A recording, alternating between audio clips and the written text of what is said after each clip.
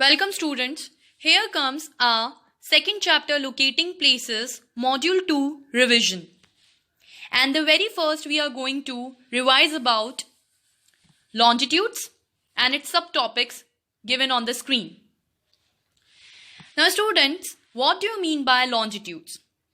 As you can see on the screen, the vertical line or the imaginary line joining the North Pole and the South Pole is called as lines of longitudes or meridian of longitudes.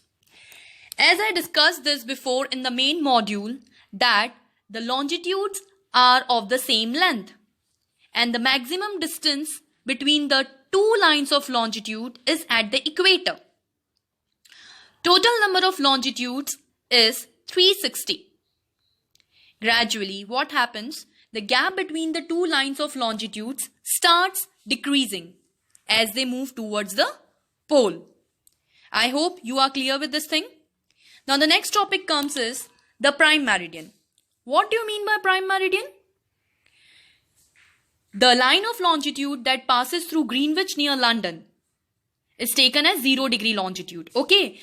So prime meridian divides the Earth's surface into two hemispheres, that is the eastern hemisphere and the western hemisphere. You can see on the screen very carefully. The area between 0 degree and 180 degree towards the east of the prime meridian is called eastern hemisphere, and the area between 0 degree and 180 degree towards the west of the prime meridian is called western hemisphere. Okay. Now next topic comes the international data line. What is international data line? The meridian of 180 degree east and the 180 degree west is the same line you can see on the screen. So next topic comes as the grid.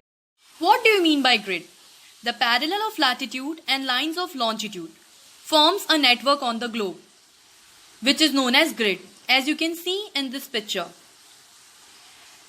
The point at which the latitude and longitude cross helps us to locate a place. Okay, students? So this is the grid which helps us to locate the actual place. Thank you.